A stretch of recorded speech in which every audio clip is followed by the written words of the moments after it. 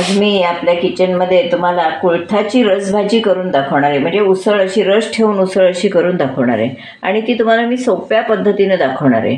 आता त्याची आपण कृती सुरुवात करूया. हे आता कुळीत चांगले 8 तास भिजवून परत ते बांधून ठेवून त्याला छान असे मोड आलेले आहेत, हे बघा. आणि हे कुळीत इकडचे खाडीकाठचे कुळीत आहेत, अत्यंत चवीचे असे कुळीत आहेत, गावठी कुळीत.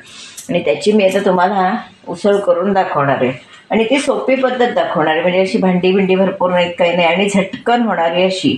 त्याच्यासाठी मी प्रथम काय करणार आहे, तर हा कुकर गरम करत ठेवला आहे. कुकरला ही उसळ करणार आहे म्हणजे ती झटकन होते. त्याच्यासाठी हे मी पहिल्यांदा तेल गरम होत ठेवते. आत्ता आपण त्याच्यावर तेल थोडं घालणार आहोत, नंतर मी वरून त्याला फोडणी देणार आहे. सुक्या मिरच्याची हवी सुक्या मिरच्याची, लाल तिखटाची हवी लाल तिखटाची, पण वरून फोडणी दिली की त्याला आणखीन खमंगपणा येतो, म्हणून मी त्याला वरून फोडणी देणार आहे.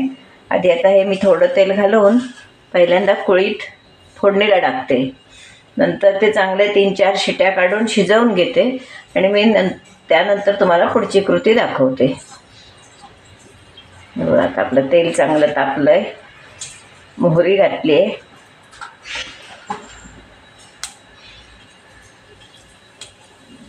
जिरं घातलंय. आज मी कळण न काढता एकच उसळ तुम्हाला दाखवणार आहे करून. आमटी भात पोळी सगळ्याला होईल, अशी भाताशी पोळीशी सगळ्याशी होईल.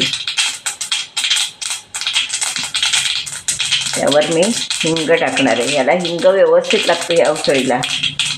वरून लसणीची फोडणी घातली तरीही चालते, तर मी याच्यावर पोळीत टाकते.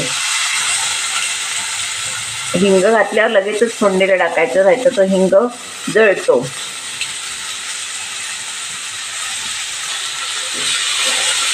तर मी चांगल्याचे परतून घेते. मी सगळीकडे त्याला फोडणी लावून घेते.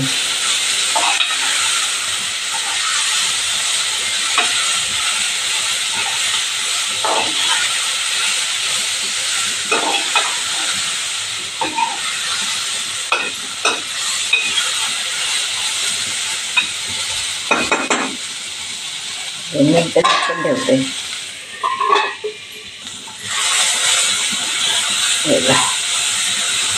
चांगली वाफ काढून घ्यायची आणि नंतर त्याच्यावर पाणी होतं शिजत ठेवायचे.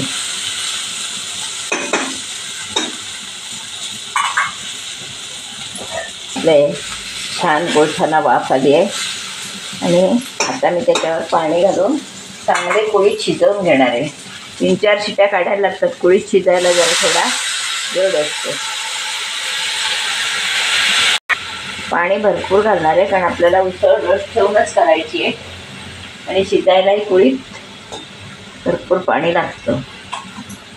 तर मी कुकरला झाकण लावून कुकर 3-4 शिट्या काढून घेते आणि पुढची कृती तुम्हाला दाखवते. आता आपण हे आपले कुळीत शिजले का बघूया.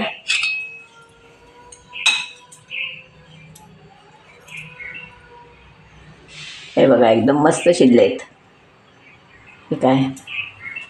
तर यामध्ये आपण सगळं साहित्य घालूया.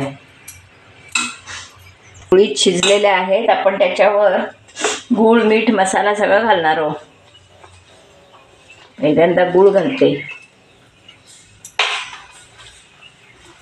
हे उसळ खूप सुंदर लागते आणि पौष्टिकही आहे. त्यानंतर गोडा मसाला,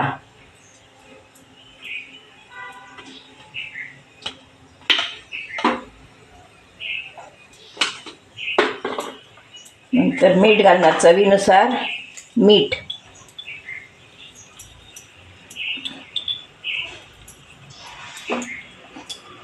आणि लाल तिखट, आपलं बेडगी मिरचीचं लाल तिखट.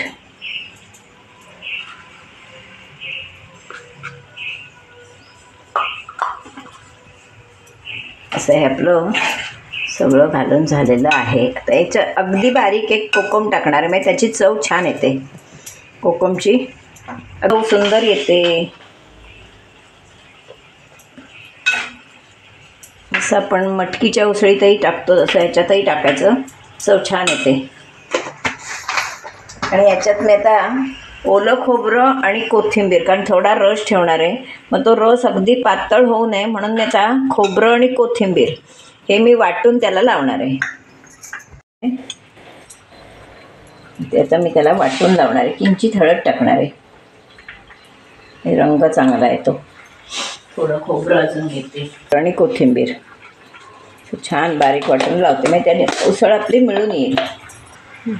आता हे वाटप आपलं तयार झालेलंच आहे.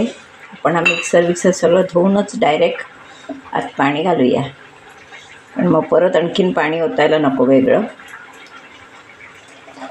आता हे आपण खोबरं आणि कोथिंबीर असं वाटप याच्यात घातलं आहे. खोबरं जास्त नाही आहे, पण वाटून घातलं की त्याची चवही येते आणि आपला भाजीचा रसही घट्ट होतो, म्हणून खोबरं वाटून घालायचं आणि चवही चांगली येते. आपले हे सुंदर उसळ तयार आहे. भाताबरोबरही चालणार आहे बघा, पोळीबरोबर चालणार आहे, कशाबरोबरही चालणार आहे. अशी आपली उसळ ही तयार आहे. आता ही जरा चांगली उकळून दे. तयार आहे, पण त्याला वरून जरा तडका देणार छानपैकी खमंग असा. तेल कमी घातलेलं आहे, आता जरा वरून पळीवर फोडणी देणार आहे.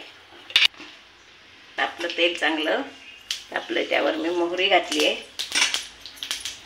त्या सुक्या मिरच्या घालणार आहे, त्याचा खमंगपणा उसळीला चांगला येतो म्हणून. तर मी हे मिरच्या जरा चांगल्या परतून घेणार आहे, झाल्यास त्या कुरकुरीत.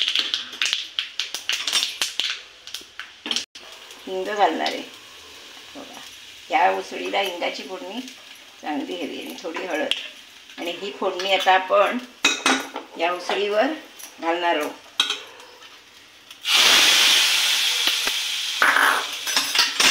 तुम्हाला फोडणीचं सांगते, म्हणजे लगेच झाकण टाकायचं वर, म्हणजे ही फोडणी आज सगळीकडे लागते. 2 मिनिटांनी उघडून आपण ते चाळवायचं, पण हा वास चांगला येतो आणि फोडणी चांगली लागते. आता हे आपण उघडूया. त्याला फोडणीचा वास छान लागलेला आहे. आपण आता ही कढई पण चांगली पुसून घेऊया.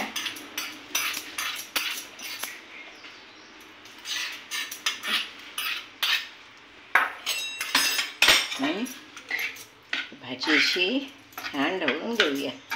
सुंदर वास लागला.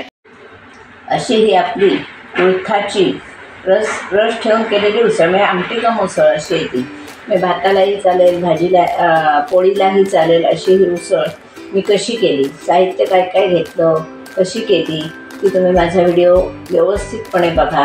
माझे जुने व्हिडिओसुद्धा तुम्ही बघा. सगळ्या कोकणी रेसिपी तुम्हाला बघायला मिळणार आहेत. आणि माझी रेसिपी जर तुम्हाला आवडली तर लाईक करा, शेअर करा, सबस्क्राईब करा, बेल आयकॉन बटन दाबायला विसरू नका. धन्यवाद.